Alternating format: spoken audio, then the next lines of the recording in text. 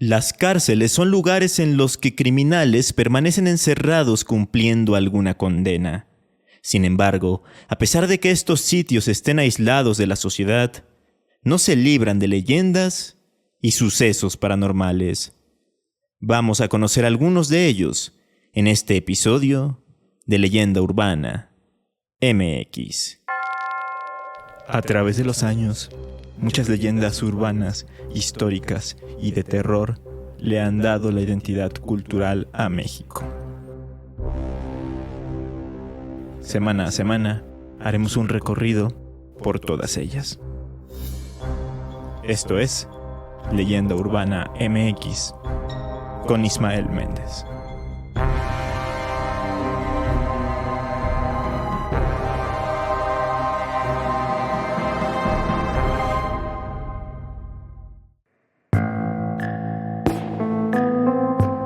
En el expediente número 26 del volumen 41 de la colección civil del Archivo Municipal de Monterrey, Nuevo León, que data del 17 de julio de 1714, se habla de un tal Francisco de Treviño, un preso de la cárcel de Monterrey, quien en aquel entonces se había fugado por un motivo insólito. Había huido de la prisión por miedo a los fantasmas y los ruidos que en ella había.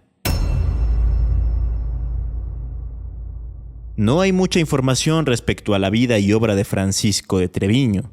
Sin embargo, en el artículo Terror en la cárcel de Monterrey, escrito por Francisco Antonio Cortés de la Universidad Autónoma de Nuevo León, se sugiere que aquel hombre, al momento de que ocurrieran los hechos antes mencionados, era una persona de mediana edad, con 2 hijos pequeños, y que probablemente se dedicaba a la ganadería o era pastor. Por otro lado, él estaba en la cárcel debido a que había contraído una serie de deudas que no había podido pagar. Una vez dentro de la cárcel, supuestamente Francisco había sido acosado por unos terribles fantasmas. Según sus propias palabras, los veía y los escuchaba. Por eso llegó un punto en el que no pudo soportar más y tomó la decisión de escapar. Quería evitar a toda costa seguir viendo a esos seres sobrenaturales. Según el documento, escapó de su celda haciendo pedazos el seguro de su puerta. Ya que estaba afuera, se fue a refugiar al convento de San Francisco. Mientras tanto, las autoridades mandaron a unos ministros al domicilio de Francisco para hacer un inventario de sus bienes y embargárselos.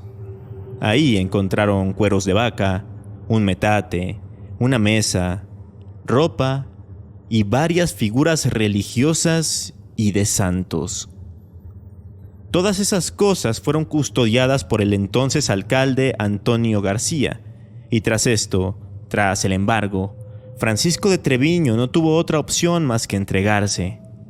Al hacerlo, tuvo que declarar, y dijo que sus actos no habían sido por inobediencia a la real justicia, sino por temor a los fantasmas y a los ruidos de la cárcel, argumentando que era público y notorio lo que sucedía ahí dentro. Pero aquí no acaba la cosa, y es que además de explicar los motivos por los que se había fugado, empezó a suplicarle a las autoridades para que no lo volvieran a meter a la cárcel, pues estaría en riesgo de morir por un susto causado por aquellas almas en pena que rondaban el lugar. Manifestó, además, que no aguantaría estar solo en la cárcel otra vez.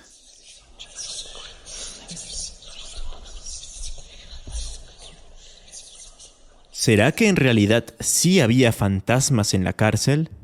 ¿O Francisco de Treviño solo estaba usando esa historia como pretexto y para justificar su huida? Bueno, hay algunas teorías al respecto. Resulta que esa cárcel era un lugar construido con materiales baratos y las autoridades no le daban el interés, el mantenimiento, ni el financiamiento necesario para que funcionara en óptimas condiciones. Del mismo modo, los presos que ahí se encontraban vivían en condiciones deplorables. Según Enrique Tovar Esquivel en su libro Entre sillares, maderos y barrotes, la prisión en Monterrey, siglos XVII al XX, el lugar estaba mal ventilado, estaba desordenado, con muy poco espacio para los reos, quienes permanecían en la penumbra y entre los desechos humanos. Condiciones que hacían que cumplir una condena ahí fuera algo totalmente deprimente y desesperante. Entonces, puede ser que dichas condiciones tuvieran un impacto muy fuerte y muy negativo en la salud mental de Francisco, quien empezó a ver y escuchar cosas que relacionó con fantasmas. Aunado a esto, la sugestión también pudo jugarle una mala pasada, pues recordemos que era una persona muy creyente, cosa que se puede deducir a través de todos los santos que se encontraron en su casa cuando se le realizó el embargo. No obstante, tampoco podemos descartar la versión de Francisco. Tomando en cuenta el trato inhumano que tenían los reos, no es descabellado pensar que más de una persona haya podido morir entre los barrotes y que su alma se haya quedado vagando en ese triste y deprimente lugar. Se sabe que al final el alcalde no creyó en la versión de Francisco de Treviño y por consiguiente no le concedió el perdón, así que fue mantenido dentro de la cárcel. Lo que no se sabe es qué ocurrió después con él. No hay más registros en el Archivo Histórico de Monterrey en los que se le mencione a él o a su familia. Por cierto, y si se lo están preguntando, esa cárcel ya no existe como tal, y el lugar en el que se encontraba ahora es ocupado por el Museo Metropolitano de Monterrey. Habría que ver si en el museo suceden cosas extrañas, tal como en la época de la prisión.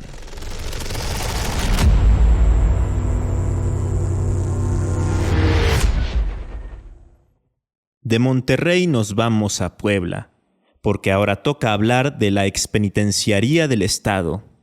El edificio se ubica cerca del centro histórico de Puebla, prácticamente cruzando el Paseo Bravo en la Avenida Reforma, y actualmente funge como el Instituto Cultural Poblano. La historia del lugar es interesante, porque primero fue el Colegio de San Francisco Javier, perteneciente a los jesuitas, pero en el año 1767 ellos fueron expulsados de la Nueva España y el colegio quedó en desuso. Más tarde, el gobierno expropió el terreno y lo utilizó para construir una cárcel, misma que comenzó a funcionar en 1840. Luego, durante la intervención francesa, el edificio fue severamente dañado, así que después de eso se tuvieron que hacer trabajos para volver a adaptarla como penitenciaría. Y así fue. Hubo inspiración de las cárceles de los Estados Unidos y adoptó el clásico diseño arquitectónico panóptico. Finalmente, fue reinaugurada a finales del siglo XIX por el entonces presidente Porfirio Díaz y estuvo funcionando por alrededor de 100 años, hasta que cerró sus puertas en 1984. Pero justamente durante ese periodo en el que albergó a criminales y delincuentes, se desarrolla unas cuantas leyendas de terror. Empecemos con una que surgió a raíz de rumores. Cuentan las malas lenguas que precisamente durante el Porfiriato, la penitenciaría se utilizaba prácticamente como un laboratorio, pues se empleaban a los reos como conejillos de indias y se realizaban diversos experimentos con ellos. Es por eso que, según se dice, dentro de los muros del actual Instituto Cultural Poblano, se pueden escuchar, de vez en cuando, gritos y escalofriantes lamentos, que parecen ser emitidos por gente que estuviera sufriendo un terrible tormento. Eso sí, hay que tomar en cuenta que esto es una leyenda urbana y no hay constancia alguna de que esas horribles prácticas se hayan desarrollado ahí. Hablando del instituto y refiriendo una nota del periódico El Sol de Puebla llamada El fantasma de la ex penitenciaría, se expone el caso de una intendente de origen humilde que estaba escalando y subiendo de nivel en el lugar, solo que ella era odiada por la directora, una mujer que ya tenía la mala fama de ser prepotente y déspota. Dicha mujer siempre trataba de hacerle la vida imposible a la otra joven y siempre le asignaba actividades para que tuviera que quedarse a trabajar hasta después de su hora de salida. En una ocasión, la muchacha se reportó enferma y no fue a realizar sus labores. Entonces la directora quiso darle ese trabajo a alguien más, pero todos se negaban a quedarse horas extra, por lo cual decidió ella misma hacer esas actividades. Ya había oscurecido y la directora seguía ahí en el instituto, enojada y pensando en tomar represalias contra la joven, cuando, de repente, escuchó una sonora y espeluznante carcajada. Asustada, preguntó en voz alta que quién estaba ahí, y no obtuvo respuesta. Pero cuando volteó, pudo observar que una monja estaba a su lado. De la impresión y el susto, cayó desmayada. Cuando se recuperó, fue a ver a la joven para preguntarle el por qué nunca le había hablado de aquella aparición, a lo que le dijo que no lo hacía porque nunca le iba a creer. A partir de ese momento, la directora empezó a tratar mejor a los empleados y nunca más le pidió a nadie que se quedara a trabajar horas extra. Pero eso no es todo lo que se cuenta ahí, pues la leyenda más famosa del lugar es la del Capitán Fantasma. El Capitán Fantasma es el apodo con el que se le conocía a Santiago Reyes Quesada, un ladrón que fue famoso a mediados del siglo pasado por escaparse de todas y cada una de las cárceles en las que lo recluían. Se escapó de la prisión de Salgado en Guanajuato, de la prisión estatal de Tamaulipas, del penal de Oblatos en Jalisco. Es más, hasta se escapó de nada más y nada menos que de Lecumberri. Al final de su carrera criminal, después de unos 40 años robando y fugándose, en 1971 fue ingresado a la penitenciaría de Puebla, de donde ya no pudo escapar. ¿O sí? Existe una leyenda urbana que dice que el Capitán Fantasma hizo un pacto con el diablo y un buen día desapareció de la prisión sin dejar rastro. A pesar de esto, los registros oficiales nos muestran que el Capitán Fantasma sí murió en la ahora expenitenciaría. Esto a causa de una enfermedad en 1982. Y hay gente que asegura haber visto la figura fantasmal de un hombre vestido de militar en los pasillos del lugar. Se cree que es el alma en pena del Capitán Fantasma. ¿Por qué? Pues porque hubo una época en la que el ladrón se vestía de militar para confundir a la gente y a la policía cuando cometía sus atracos. En fin, por todas estas historias, hay quienes dicen que el actual Instituto de Cultura Poblano tiene una energía bastante extraña y un ambiente muy, pero que muy pesado.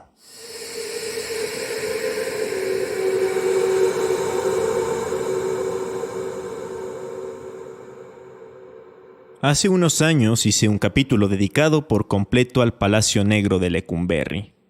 Mencioné sobre todo datos históricos y las cosas que supuestamente ocurrían ahí dentro. Y finalicé contando una breve leyenda relacionada con lo paranormal. Vamos a retomarla y a expandir un poco esa parte. A estas alturas ya todos conocemos, o al menos hemos oído hablar de Lecumberri. No necesita presentación.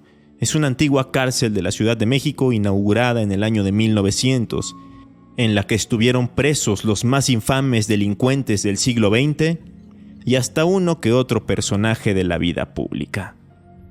Sin embargo, Respecto a historias de terror, el ente más conocido del complejo es, sin lugar a dudas, Jacinto, un preso que fue ingresado a aquella cárcel en los años 40, después de que su esposa y su amante cometieran un crimen y se lo adjudicaran a él, aunque al final sí que asumió toda la responsabilidad por defender a su esposa, pues él no sabía que ella le estaba siendo infiel.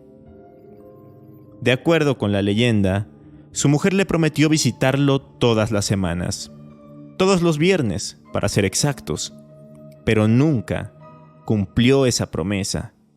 Nunca fue a verlo, así que él entristeció y, sabiéndose traicionado, se quitó la vida mientras cumplía una condena de algo que él ni siquiera había hecho.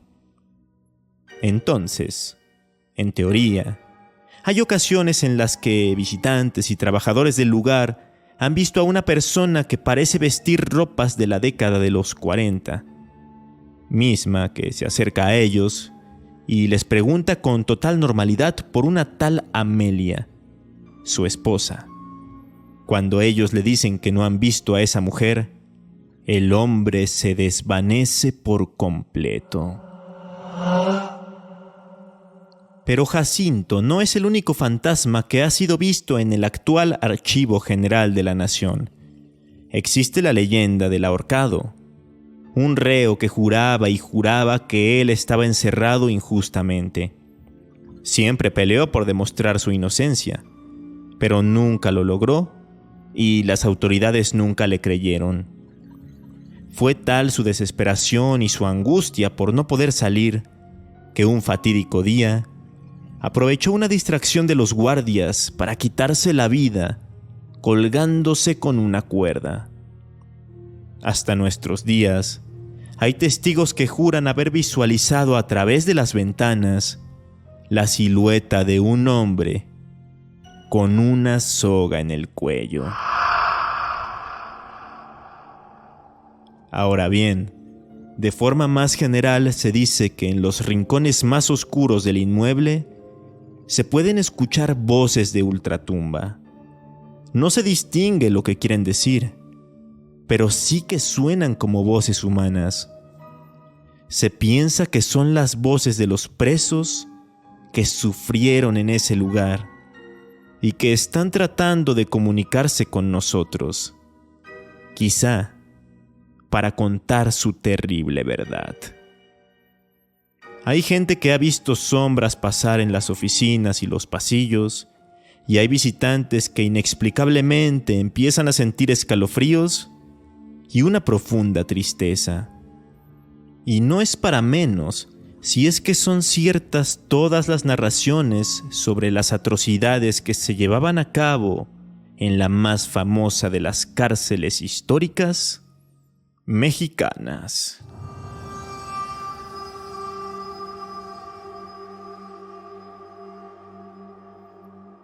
Llegó la hora de hablar del elefante en la habitación.